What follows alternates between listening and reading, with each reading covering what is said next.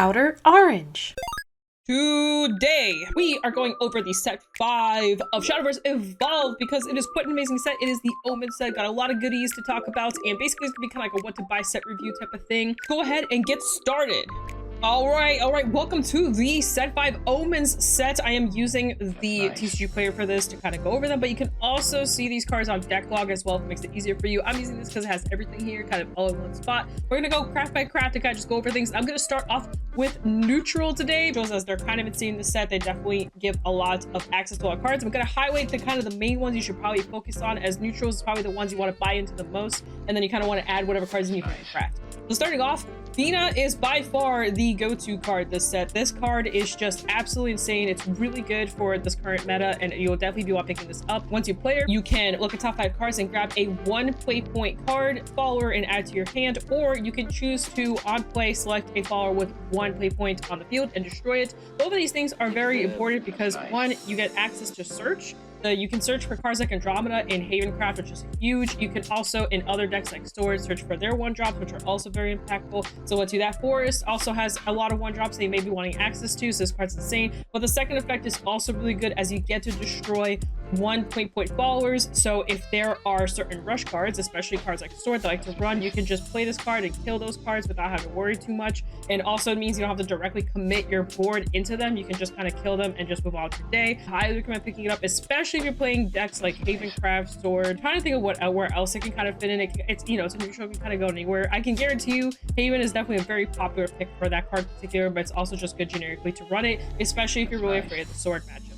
Next, we have the Omen of the set for neutrals, which is the Jill-Nemise, and I'm gonna say her name wrong like 100 times, so I'm just gonna call her Jill because Jill is just way easier. This is the new Omen. Now, this Omen is actually really insane. It's definitely played in a lot of decks. It's kind of up to you about the playstyle you're trying to go for, but this card on its own with the package it comes from is really good this set. It kind of rolls off a little bit next set, but it is just a good generic card to run between now and basically set 6. So basically she has Drain on her, which means that if she were to attack, she gets to get the attack power as heal, which is also very impactful. And then on Fenfair, you get to search for the Craving and the Splendor. Both are very good cards, both neutral cards we'll talk about here in a second. The fact that you get to directly search them, shuffle your deck, and put them in EX zone is very strong. I found out recently that shuffling is really good in this card game because, especially if you mulligan, and your mulligan is like really good dudes, but you have to send them back because they're too late for the game and you draw into bad hands. If you somehow get a way to shuffle, you'll be able to see those bottom 4 cards again. So I thought shuffling is just really good. And you don't get to shuffle very often. The second effect with the whole 10 maximum play point thing won't come up too often. It's very late game,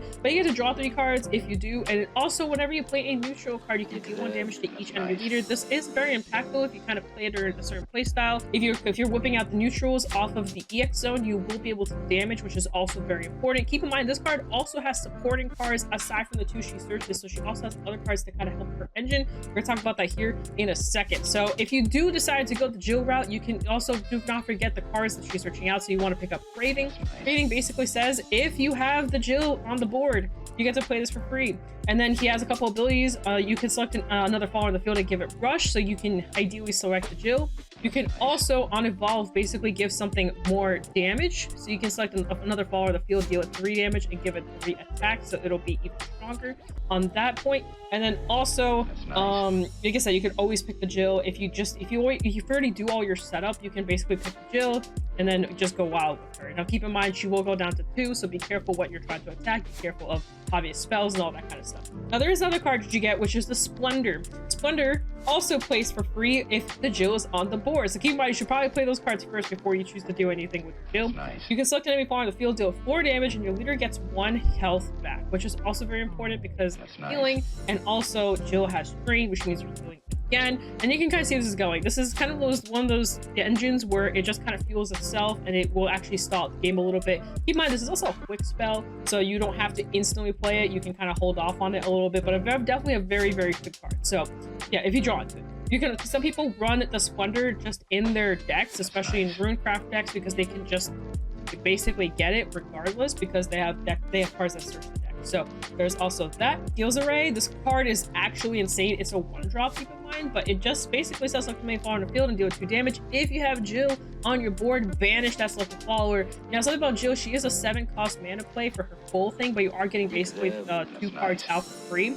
But so if you do this on like an 8 mana turn, because keep in mind she doesn't have any evolve or anything, so it's just a hard 8 mana turn type of play. So if you do it on 8 mana turn, where on 7 you do this and then you play the spell because you'll have her there, you just get to banish something. So for literally 1 mana, you get to banish something. For 8 mana total, you get 2 dudes out that give you cool effects, and you get obviously Jill out herself, and then you also get to banish something on top of that. It's a pretty good 8 mana play in my opinion. So if you're really scared of something big coming out, just kind of do that and you're fine. It is not a quick spell, keep in mind, so you can only do it on your turn, so you can't just randomly, you know, drop that. It would be insane if you could, but you can't, so just something you gotta keep in mind. Going on to some other cards, we talked about the Jill engine. Obviously that engine is really impactful, but there are a couple other cards to kind of maybe look into.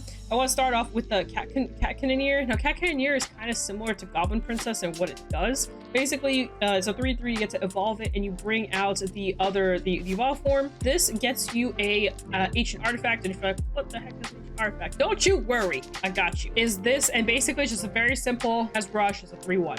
Now, the reason why I compared to Goblin Princess, because Goblin Princess also just, you know, gets a bunch of cards for free. It's kind of similar. I think it's a little weaker, but it's still, you know, it's still useful. You basically just get to get a dude, and you know, since the Cat Cannoneer will be evolved, you can basically swing 2 dudes into something if you're like trying to get a board presence, or you can keep them stood and, you know, kind of just do your own thing. Up to you how you want to go about it. But let's go talk about some other cards here that are also pretty good. There's Rosa. Rosa is basically a ward, and then you can evolve her for 1 and go into her evolve form, which basically says on evil you get to draw a card. So she's like a weaker version of Bellringer. So if you're trying to, maybe you're one of those people that's like, man, I can't afford Bellringer, but I really want to play the game. Well, you could technically just play this. It's definitely weaker, but you could play it. Her stats are slightly better, but you do get to get the draw on play, so you don't have to worry about it getting nuked. You can just kind of do your own thing. The only downside is, like I said, she is definitely weaker than what Bellringer does, but hey, you get to get everything else out of it. If you're going second, you could just basically drop her, evolve her, get the draw, and then just, you can leave her rested, you can leave her stood, up to you. I think the biggest downside to her, from my opinion, is actually the fact she's a 2/4. 4 shield is just usually like not a magic number. Usually a magic number is 5, from what I'm learning from the game. 5 is a really good number, to be honest. A lot harder to nuke 5 than it is to nuke 4s. Just something to keep in mind. Speaking of 5s, let's go ahead and talk about the Lariel Archer Throne. So this card is probably one of my favorite neutral cards in the set in terms of just what she does. Very simple effect. She just says you can rest her and deal 2 damage to your enemy leader. It's just, that's it.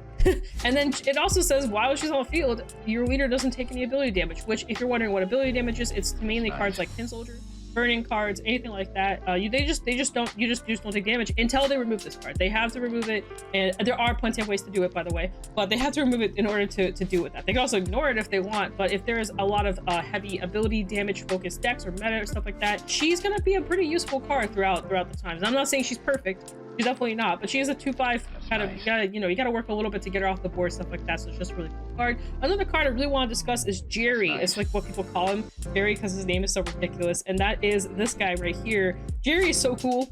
I think he has a lot of cool applications. It just sucks that he's not like, he's a little awkward, is the best way to put it. But basically, we are in a discard heavy meta. We're going to be going into a discard heavy meta. I don't know how English is going to be, but I will tell you right now, this is very strong, and it's a very heavy controlled discard list. So if you're going to be fighting into it, you're not going to have a hand most of the times. So this card actually plays really well into that. Basically, he says, rush at the start of your end phase. If there are 2 or less cards in your hand, you deal 3 damage to your enemy leader, and then if you have no cards in your hand, you also deal 3 to the follower. To followers on the boards. And also on top of that, his evolve form does the exact same thing, but the difference is you deal 5 to leader, 5 to board. Now there is one more thing. Every time you attack with him, you basically reset him, so he stays stood, which is also very impactful. It says you refresh this card, which means you just stand it, and that's it. That's basically it. So this is the evolve form. It's the exact same thing as the other one. Obviously, since you're evolving it, already has rush automatically, so you don't need the rush keyword in there. Now something else that I want to note about him, he actually has a threat. I like to, it's a sword. And this sword is actually pretty good too. Like I said, you kind of have to draw into it. It's not like it's insane or anything like that. But if you're playing a deck that kind of get to these in time, like, you know, decks that spells like Rune, you have a way to get to these in time. They're cool because this one says you can give 1/1 to any follower, but if you give it to Jerry, it's a 3/3, and it also gains a cell, and then also till the rest of the turn, this follower doesn't take damage.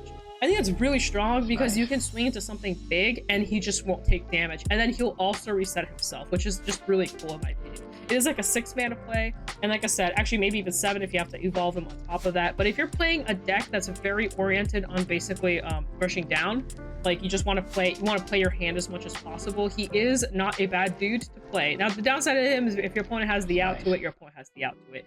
So I know Rune a little bit less, so I'm kind of going to keep it simple here. If you're going after Rune, you probably want to build towards the Omen of Destruction, as she lets you play out Destruction of Light and Destruction of Dark.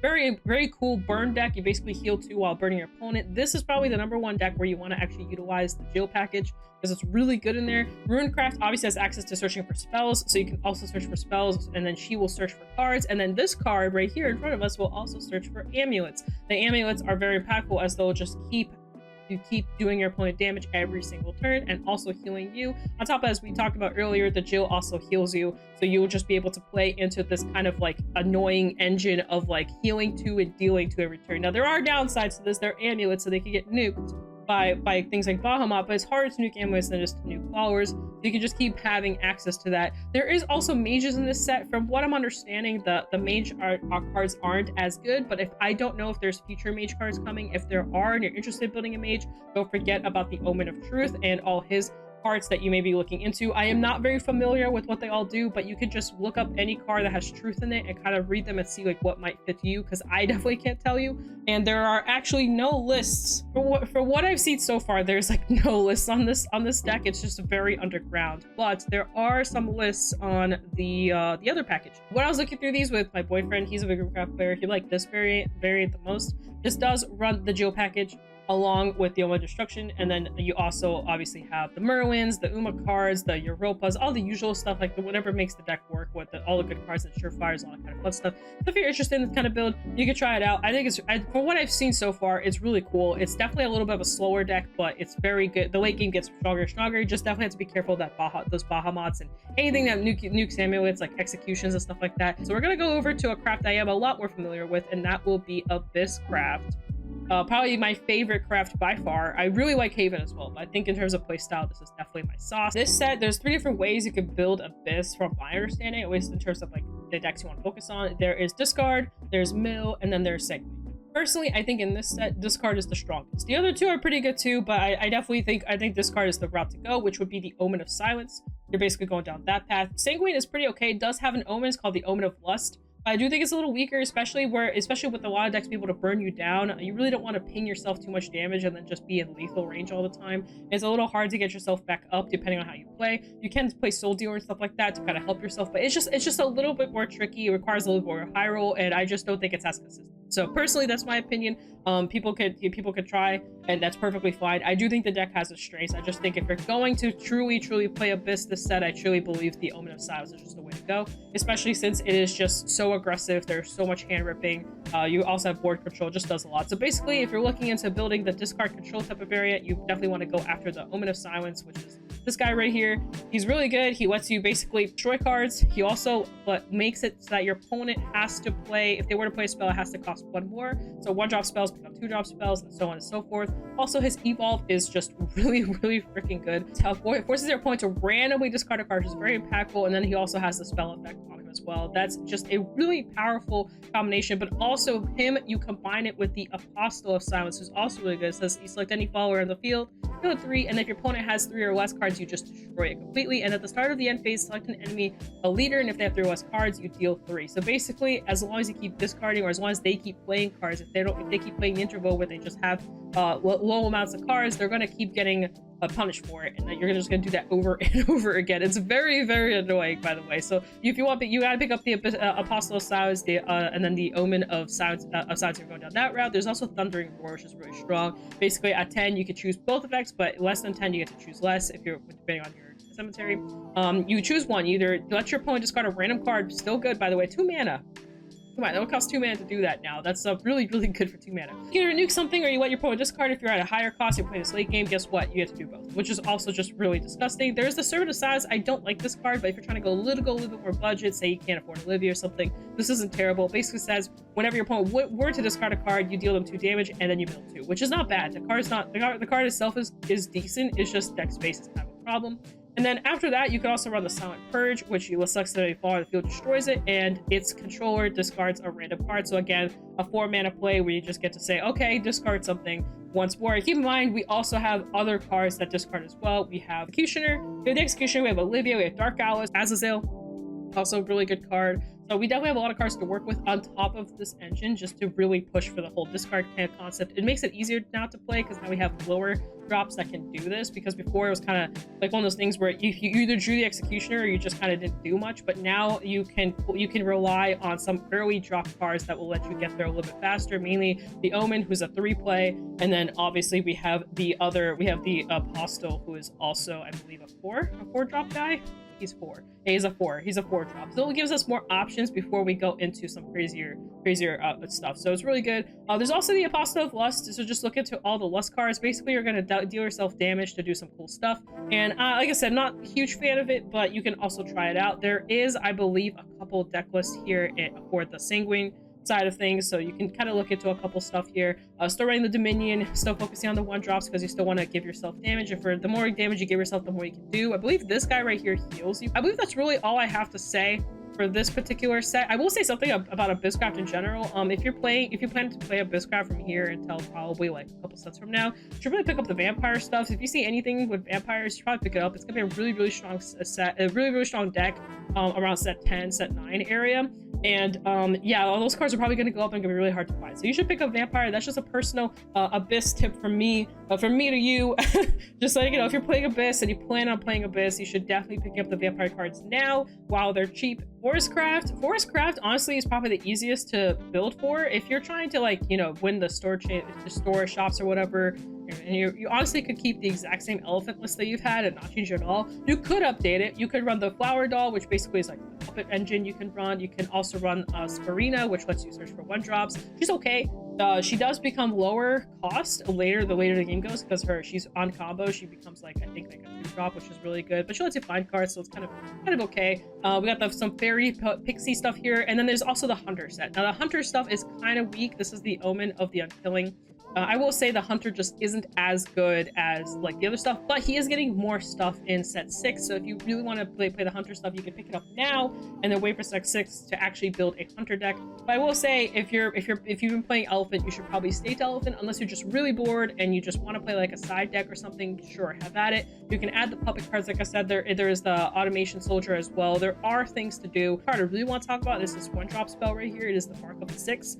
The spell is really insane. It's a one-drop quick spell that says the next time your leader would take damage this turn, it doesn't take damage. This is very important if your opponent is setting up for lethal and you drop this, they no longer have lethal. So this is a really insane card. It basically buys you a turn, and it's just a 1-drop, and it's obviously really easy to play. So, and it's a quick spell on top of that, which is very important. It's probably be a card you could probably grab now and just kind of keep it in your arsenal of forest cards and just keep it for the future. Sword. So Sword is the mill engine that they got. This is the new stuff they got, is the mill engine that works around Omen of the Usurpation. Basically, with the way this works is you want to mill your opponent's stuff, and the more you mill your opponent's deck, the more stuff you get access to. But basically, you'll just be rushing and getting a bunch of power and just pushing your opponent down. Now, something to really keep in mind, this is why people run Fina a lot, is actually because of some 1-drops, specifically this guy right here. So this is a very impactful dude. He's a 1-drop. It says each opponent puts the top card of their deck into their cemetery, and then during your turn, whenever a card is put into your opponent's deck cemetery, he's +1. This gets really big and just really strong, and they'll usually just play this, and if you can't out it, that's really bad for you because it's just going to get stronger. And you definitely want to nuke this card. It's another one of those cards that you want to just nuke with Fina because it is a 1-drop, and obviously Sword has a lot of 1-drops in general, so you definitely want to go for that. A lot of people run the Spine Blade in the set. Obviously the Usurpation herself, the Apostle of Usurpation is another popular pick. Some people run the Confront as well, and then I think after that and then the Symbol of Usurpation. Basically anything that has the name in it, you just kind of want to grab it. I think there's also the Everyteria some people run. This is the 1-drop that basically searches for cards as well, so this also helps you get access to the Omen a little bit faster, because as you know, Sword is one of those decks where you want to find your pieces pretty quickly, so you want to be able to have access to that. There is, I think, a commander or two or something along those lines also in this set, but no one really, like, I think there's this card right here. So it's this commander. This lets you discard a commander card, search deck for a commander card, reveal it, add to your hand. Then you can shuffle your deck. So there's this. Some people are playing it in their commander focus builds, and then I believe that's really it. Everything else is kind of really focused on the engine of the mill stuff. There's this card, but she's not very good. Maybe there's something I'm missing out. Basically just select a token, give it to 2. It feels like, I know Sword has tokens, it just feels a little weird. Keep in mind, you'll still be playing 4 offense for this set, so especially into decks like Abyss, who by the way will be milling their deck, but you don't want to mill their deck too fast to where they'll have all their effects go online. You usually want to start milling them when you're at more closer to lethal ranges, right? So because of that, 4 offense will still be a popular card to play, so just kind of know that card is not going anywhere. You still gotta play it. It's really good. Dragon, probably the card that I know the least amount, even less than Runecraft, so I'm just gonna kind of keep it simple. You go for the Disdain. Disdain basically lets you deal damage to your dudes to then get extra effects off of them. Basically, you just kind of pop off with like just really cool, really big dudes, and you just kind of go, you just play Dragon after that. Now, I will say, I personally think the Curse Stone's really cool.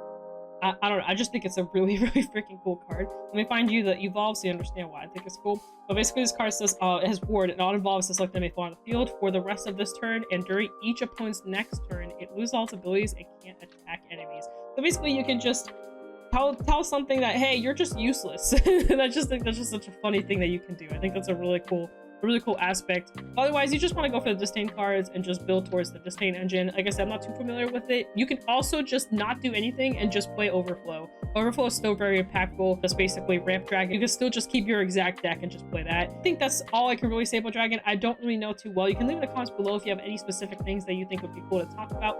Either it's in this or in Runecraft. Havencraft, definitely probably my favorite craft out of the set. Definitely the craft I'm probably focusing on the most. I'm not exactly sure. I don't know which craft I like more, Abyss or Haven in this set, but it's gonna be hard. But anyway, this set has 2 decks that are very powerful, very strong, and one of them is the Omen of Repost, which is basically just a stronger version of Aegis in my opinion. And then also the other version is obviously Egg, because Egg got access to the Tome finally, and the Tome actually does make the deck stronger. On top of that, you have access to Fina. Fina searches for the Andromeda, obviously. So the deck just has more access to stay even more consistent. It's already pretty consistent. Now it can be even more consistent, and it just makes it better. I'm going to talk about the Omen of Repost first. So basically, you can play the Repost along with the Repost cards, which is stuff like Apostle of Repost. You basically have a setup leading into Aegis. And he gives you play points, which means you'll just get more effects. And then also you get to play with more play points, which means you can play with more spells. And then on top of that, you can also even run cards like Deus Ex Machina, 1 or 2 maybe, where she'll actually replenish your play points, or you can draw a ton of cards, whichever route you decide to go. And you can basically set up for an even better play. And keep in mind, this deck loves cards like Acolyte and cards like Decree and a lot of control-heavy decks, a lot of control-heavy spells, and you have access to all that now, even better than before. So this deck basically made Acolyte like just a guaranteed staple 3 of. It's very powerful, so something to keep in mind. I am going to show you guys a quick build here just to you guys understand kind of what I'm talking about when it comes to these Repost decks. But they're going to look something like this. So you basically just run a bunch of spells. Some run Jill. I don't know. Jill is good, but I personally value the Jean and this right here is like this like staple now in this deck, by the way. You should guarantee, like from John and on, guaranteed be running like these cards. Maybe not Aegis at 3, but you definitely should be running these 3 at 3. It's just way too good. This is board control, and then you have more board control with the Ord here. They want the Ord route, and then obviously you can use Jill as like a backup plan, and then there's the Repost, by the way. So you go basically set up for the Repost, and you kind of go into this. You can also play Jill and then kind of go into Aegis, up to you, and then use the spells to kind of keep yourself going. There's another deck, if I can find it, that I really like, that also played kind of like a little bit of like a bunch of stuff in the deck engine. It was this one right here. So this one also has like the Surefires and all this other stuff in it, and the Snipes, and obviously these. And then they just run the spell itself here. They don't actually run the card. They run Jill. They just run the spell itself, which is also good. Here's the Deus Ex Machina. Here's the Acolyte, the Execution, the Jean, Decree, obviously. Just all the good cards to kind of lead into the Aegis finisher. And then also even running the Bahamut to kind of help into even mirrors. And also even into Egg players, because Egg players will drop amulets, really good amulets, and then you can just say, okay, cool, Bahamut, they're gone. So if they don't prepare for it, they're gonna lose their revive. And talk about Egg real quick. Egg is very powerful in this set. I feel I don't think it's like the most best deck in the format or anything like that. I just think it's really strong. I actually think a lot of the decks in the set are really strong. I say this every time because sometimes it's just how it is. It's just that it's not really so much that there is a best deck. It's just there's a lot of good decks. Egg you can kind of play how you want to play, but Fina in the book is basically the biggest change you'll kind of see from what I've seen from Wistalist. And then a lot of people will put in Angelic Snipe. which I thought was interesting. But you'll notice there's like no more wards. People just completely drop wards. No more Rapunzel, no more Snow White. It's just, they're all just gone. I don't know if I fully agree with that, especially if Overflow, Dragon Overflow is still a deck. I think that if you, if those are still decks, that the not going wardless is a little scary. Because a lot of cards have Storm on them. Some have like very aggressive. Egg's biggest weakness is it can't pull up big dudes. So if they drop a big dude, you're kind of screwed. And not having the ward to kind of save yourself is just a little scary. It's just a little risky, in my personal opinion. But if you close out the game before it matters, then it just doesn't matter, right? So kind of up to you how you want to play. You only need the tome, and you just need Fina, and then you're basically done on the egg side. It's actually really easy to build deck for egg right now, especially if you already own the deck. Funny Ancient Protector card, which basically says that neither you or your opponent can lose. And then when your leader goes to 0, you can put this card into the Outer Cemetery and then change your leader's defense to 1. So if you were to die, you just don't die, which I think is kind of funny.